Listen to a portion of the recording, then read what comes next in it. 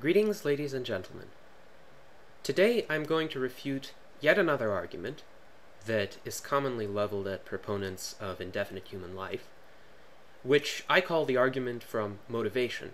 This argument asserts that human beings, if they lived forever, would not be motivated to do much of anything because they don't have the sense of urgency of getting anything done. If they have all eternity to do it, this argument asserts, then they'll just sit around and be idle in the present because they know that they can get around to whatever activity is in question in the future. I believe this argument is false for several extremely important reasons. First of all, this argument presupposes that no person actually enjoys the act of creation more than the act of being idle. But surely, I have not met a single musician who did not enjoy the act of producing music, or a single painter who did not enjoy the act of painting, or a single inventor who did not enjoy the act of inventing.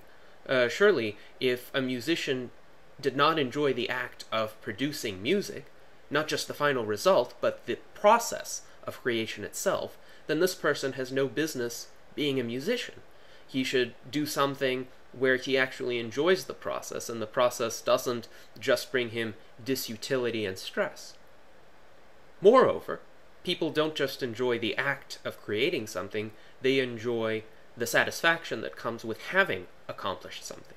And so long as they are idle, so long as they do nothing, try to conserve their energies, they don't get that enjoyment.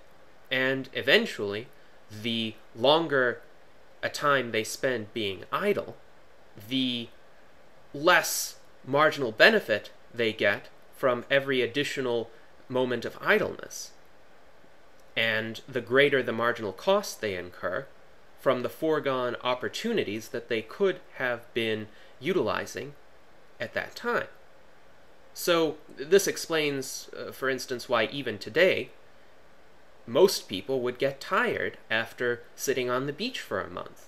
They might enjoy it for the first few weeks. They might consider it a useful respite from their everyday stresses. But then, after a while, it becomes monotonous, and they want to once again get back to work.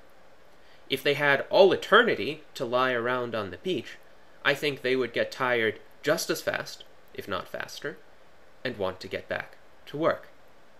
So, it seems that this argument from motivation presumes that work is always perceived to have a disutility that is much greater than the disutility of idleness, which is not the case. The law of diminishing marginal utility would state the contrary.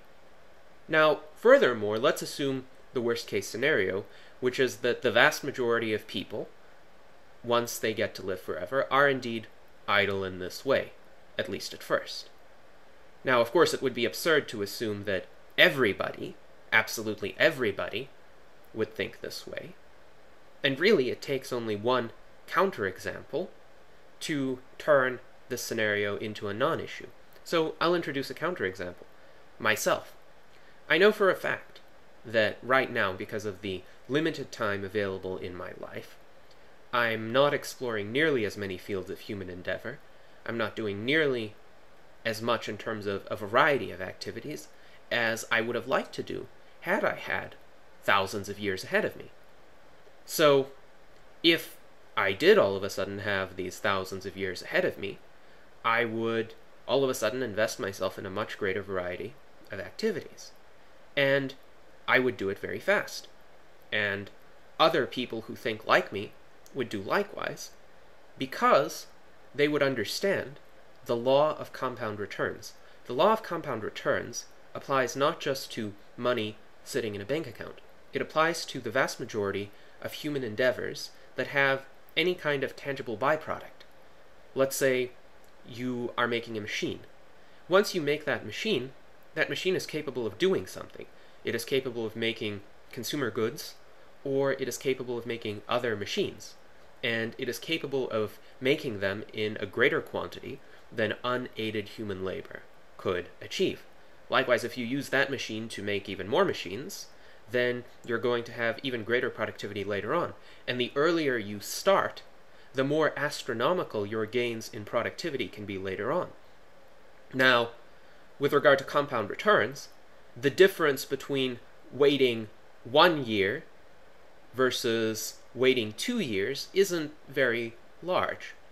But say the difference if, for instance, you decide to invest something for 4,999 years versus deciding to invest something for 5,000 years, even at a small per annum percentage increase, can be astronomical. It could be in the tens of millions or billions or trillions or even higher orders of magnitude, depending on the initial amount invested.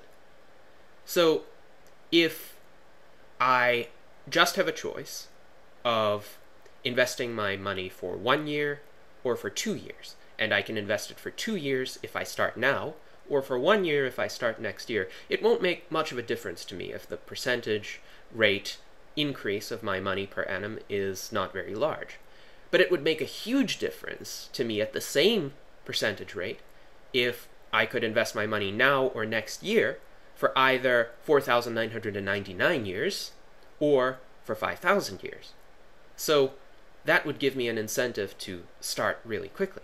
Now, what would happen to all those other idle people who see this and who see these astronomical gains accruing to a relative handful of individuals? Because in this scenario, everybody else is lazy and does nothing.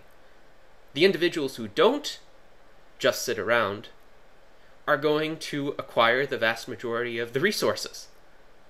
In fact, they're going to create so many resources that, relatively speaking, everything that came before their increased activity will seem fairly small.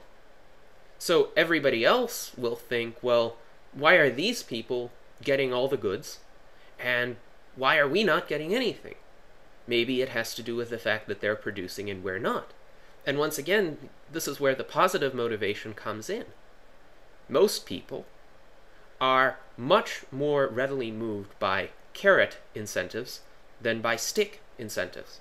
If they see an excellent new technology that they could use that makes their lives more comfortable or more convenient, or that enables them to have a broader range of experiences, and they see somebody else having it, but they don't have it, they're going to want to have it.